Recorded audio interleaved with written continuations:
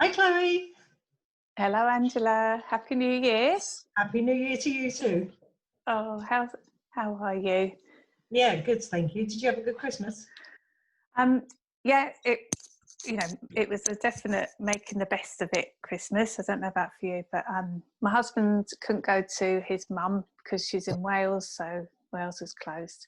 But we're really lucky. My mum and dad are just down the road, and so we had a really nice time. But there's a lot of people couldn't be with the people they wanted to be, and it was feeling of sadness really. But yeah, making the best of it.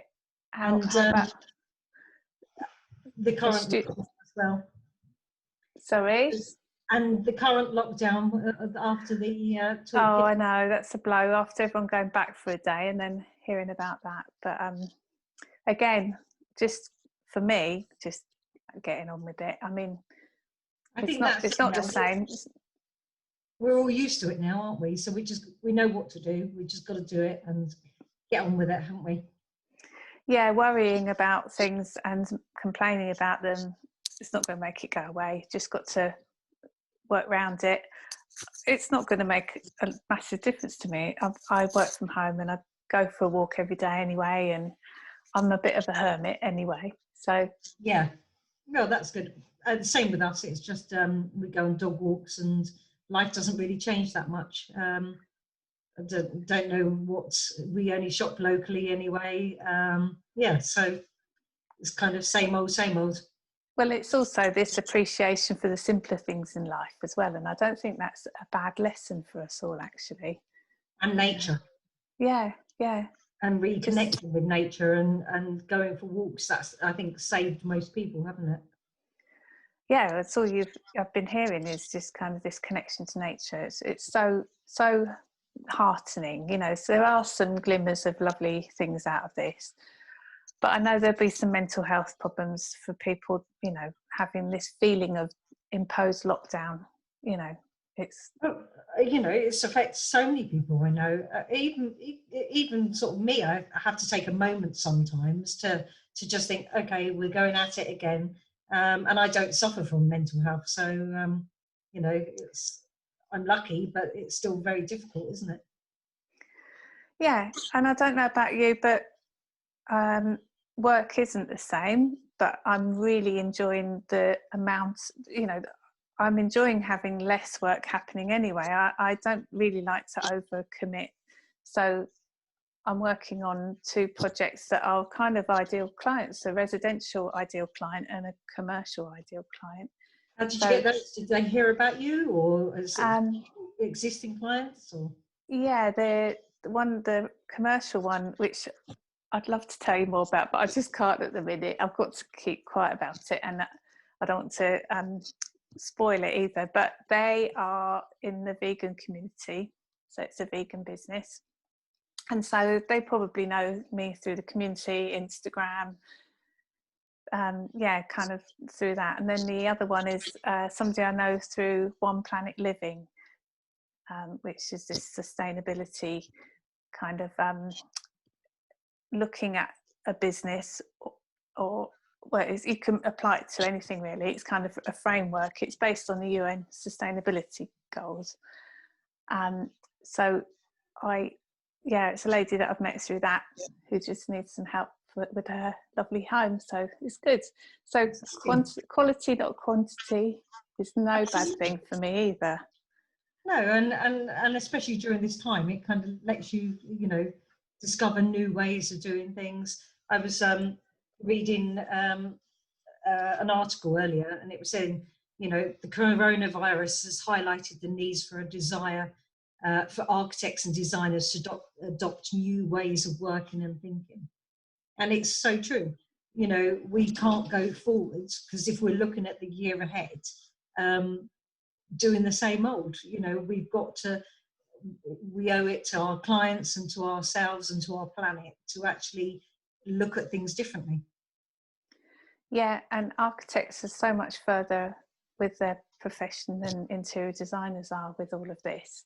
But I do feel that they're very receptive ears on this work that I'm doing with the BIID to help our members to kind of work more sustainably.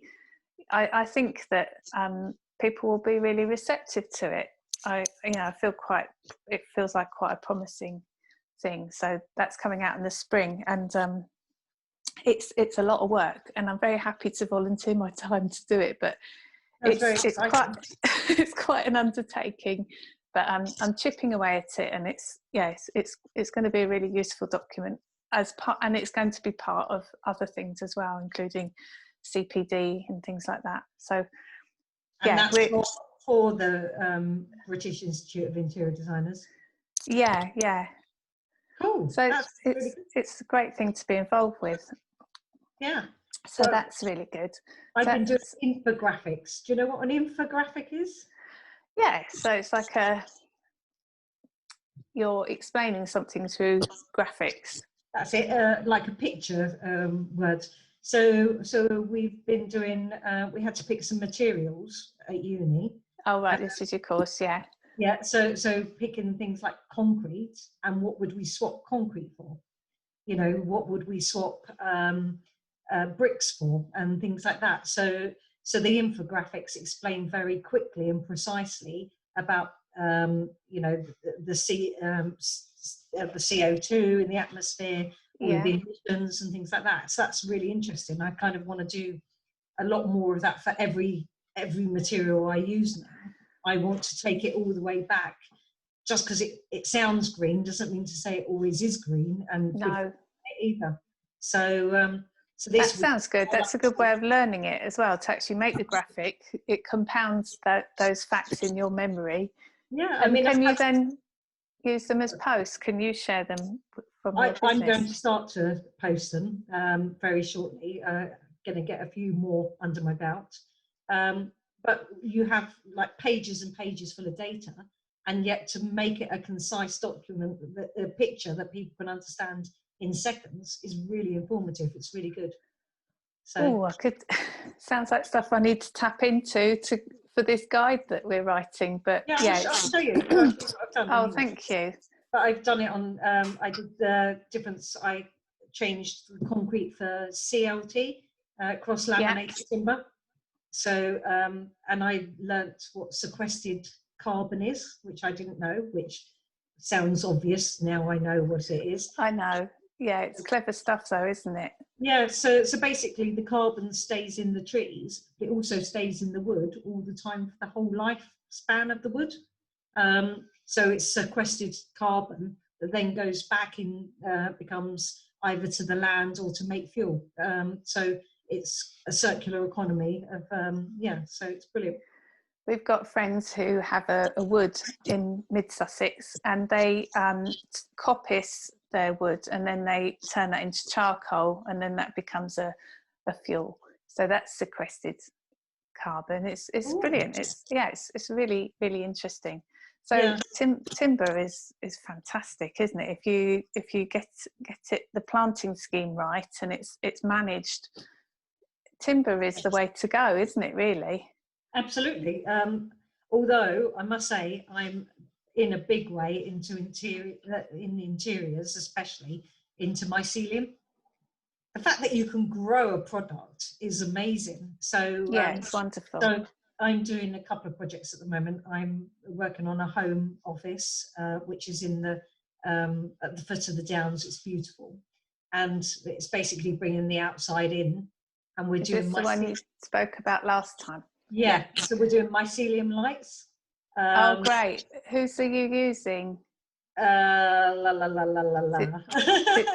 There's T. Simil, who are a Welsh company who have they've done some work for Douglas McMaster. You know, we used to have the zero waste the oh God, what was it called? The restaurant in Brighton.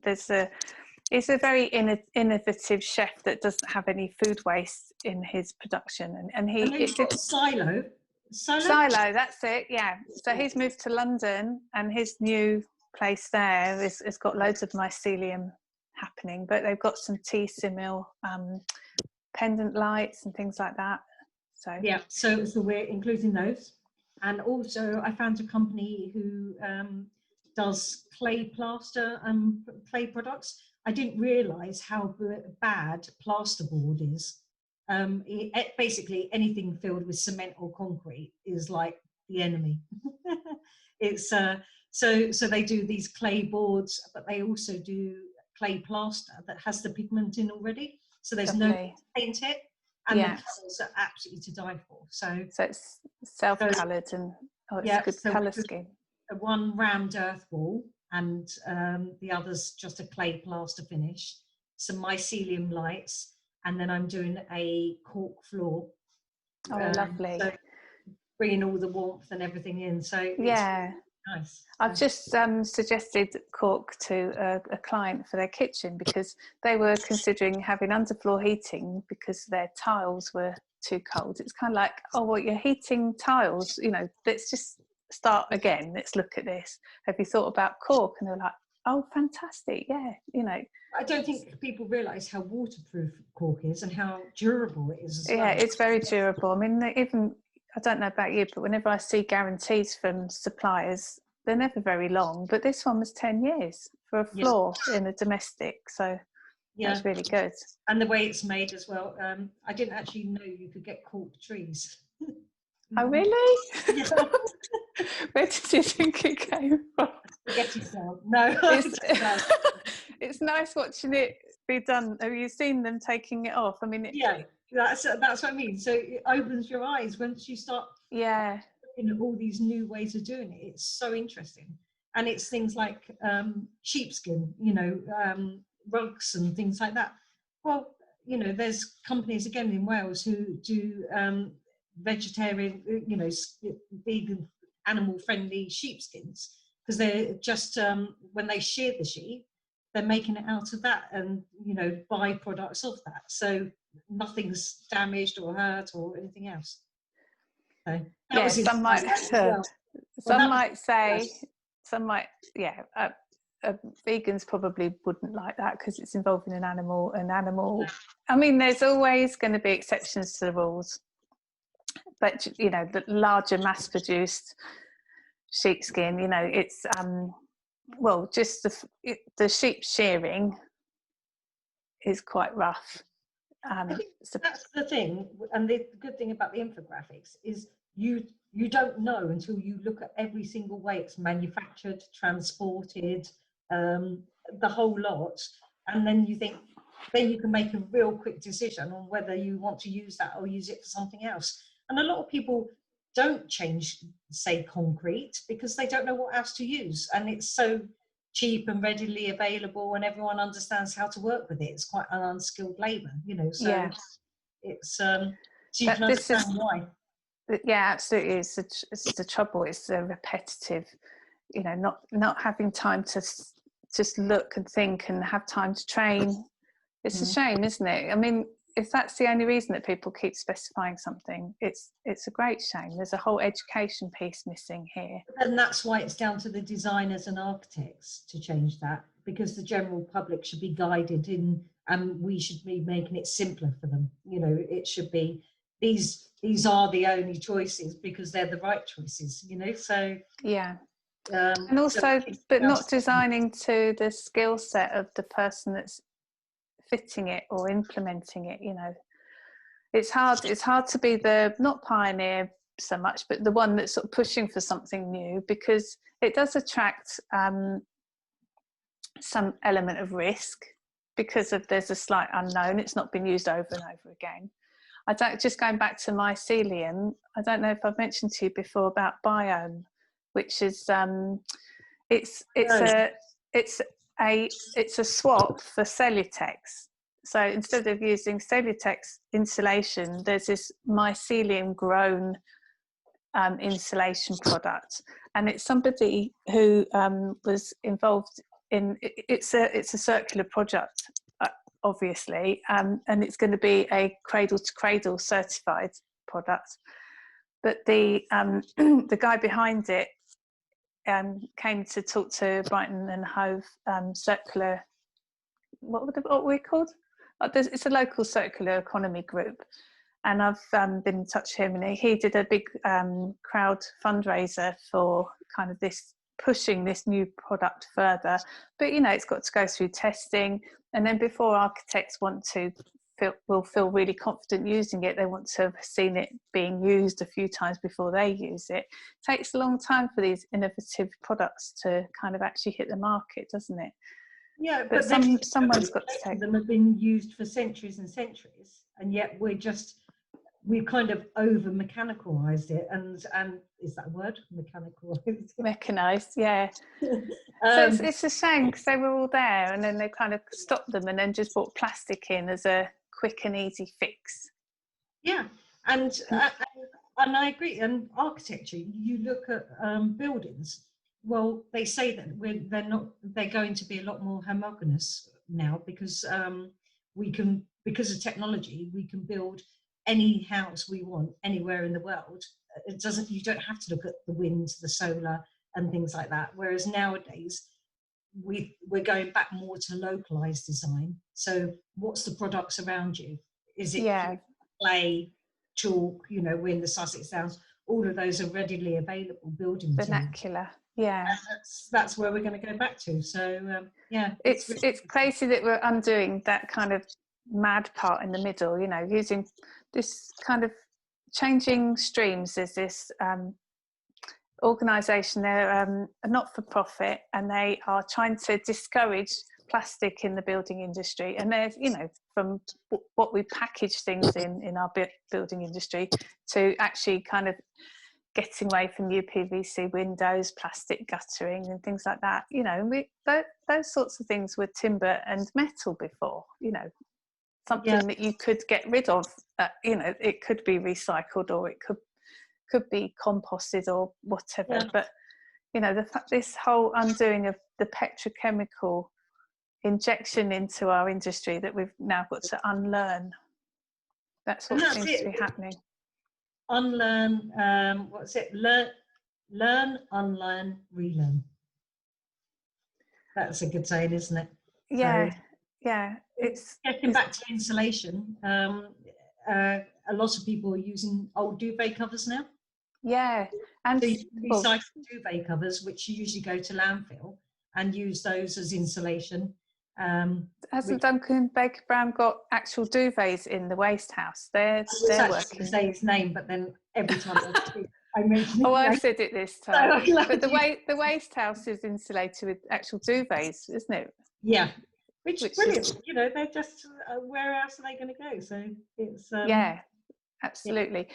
I know that has kind of become a bit of a house that is full of waste plastics and waste things. You know, it's not his ideal of a true kind of long-term circular kind of rotting down. It's, you know, but it definitely gets over that waste problem, which is the first step. Yeah, and the waste house was there to raise the issue of it, rather than some of the things aren't very livable, but you know, they used old videos as well to fill the walls with, and all sorts of things. So no, it's interesting. And I've just been given 2 blocks of flats to design as well. So and so tell me about these. You mentioned, so are they local to us, or? Yeah, so Preston Park, just down the road from me. Great. And 2 blocks of flats, I think 7 floors or whatever in each. But the reason we're going to go down looking at carpets that are recycled, maybe plastic bottles recycled. We're going to look at, they generally maintain it every 4 years. However, if we do it properly now, then that might be 8 years before they have to do any maintenance to it. So we're going to look at sort of taking back all the Artex and all of the bad stuff and seeing what we can do with everything. So what age are they? I'd say, I mean, I might be wrong, 70s. So be careful with that Artex, because Artex had asbestos in, didn't it? Yeah. So I'm all these little horrors to find, aren't they? Oh, that sounds exciting. Well, I mean, my own experience of ghost net carpets was very, very good. I was really happy. It wasn't. It was creative looking. It wasn't, you know, office carpety looking. Price wasn't hugely different, and the client absolutely loved that story. So Yeah. you know, to be able to say this is retrieved nets from the sea that have been, you know, cast away or Yeah. have slipped away, it's a really nice story. Yeah, absolutely. It is. I think that's the thing. It's a talking point and everything else. So I'm using a. So who do you use? I use a lot of eggy carpets, EGE. Yeah. And they do a lot of sustainability products and bits and pieces as They've well. got. I went to their showroom here for a panel discussion on vegan design actually, and yeah, they've got some cradle to cradle certified products. Yeah, So, so I've got this lovely like moss rug going in this home office, so it feels like you are actually going to be walking on moss and everything else. ooh, I like the sound of that. Styles. So Oh, yeah. lovely. So I've got, so this year's about discovering new products. I've got rid of a lot of my suppliers I've had for over 20 years. And now I'm only looking at people who can make things properly and sustainably and everything else. So Brilliant. It's a nice feeling, isn't it? my drinking vessel. Tell me about your drinking vessel. My sister got me my drinking vessel. Oh, it's beautiful. For Christmas. So you can have wine in it. I've got Did they used to be known as cups? My mum says it's a cup, not it's a cup. Anyway, this is made really nice. a local potter, local to the Five Ways. Her name's Rachel Whistle. Very, very clever. Very and nice. it's just, but things like, you know, they just bring joy. Yeah, definitely. I mean, you wouldn't feel like that about something mass produced in plastic. No. Maybe if it was recycled plastic, but yeah, I know. Yeah. It's lovely, isn't it? Somebody's made that with their hands. That's lovely. Yeah. So looking forward to this year then. What it's obviously a funny old year. What's your sort of things that you want to get from it? Well, I always want to be as good as I possibly can be to serve my clients. So I always kind of have a real kind of look in and what skills could I upskill on? What gaps are there? You know, things like that. So I'm sort of in the process of thinking about that at the minute. Because you've just, you know, there's only so much time though to do all these things, but I just, you know, I really want to get back into drawing more. You know, I do enjoy doing sort of 3D models and things like that, but they're quite cold. They're not, clients aren't that interested in them. You know, they've either got to be really photorealistic or very, very sketchy, and anything in the middle, I think, kind of it's you can spend a lot of time on them. So I just want to get back into sort of doing more drawing, really. And I'm always sort of doing lots and lots of research in preparation for projects as well, which, so you're just talking about your product library. How do you store your, have you still got it as an actual library? Yeah, so I've got a warehouse and a showroom in Hempfield, and in the back room, it's an actual library. So I can go in there. I've got samples, wallpaper, fabrics, all sorts of things. So I'm lucky I've got that to hand. Really. You've got an old school actual, because you know mine's all on the cloud. I've got my product library's all on my portal, which is my sort of design software that I use. So everything gets uploaded with their price and links, and I just find it really a really good way of kind of quickly storing bits of information. I don't want samples of everything because I just don't want to store all this stuff, and I don't want to waste it all. A lot of room and dust and everything else. I agree with that. I've got rid of truckloads of stuff, honestly. I gave them to Brighton Met, the interior design college there. So they'll get lots of use there, won't they? Yeah. But yeah, I don't want salespeople turning up with big books of wallpaper now. You know, they're not salespeople anyway. Some of them I do. I like, you know, I've got some favourites, but yeah, because I work from home, I've managed to kind of stop people doing that. It must be difficult when you've got like a public address, you know, people just think they can turn Shut up. the door and hide. Yeah. But, you know, if I'm going to see salespeople, and I really do want salespeople who are working with sustainable products to contact me, I really, really do. Oh, hey, Buffy, conked out. Yeah. You know, I don't want to discourage the good ones, but they always come at the wrong time, you know, and always in the middle of something else. So, yeah, I've diverted. So you make an appointment to see me. Don't just turn up and expect that my time's there to talk to you about a product. Well, I think it's really rude that people turn up and do that. So if anyone's listening, don't do that.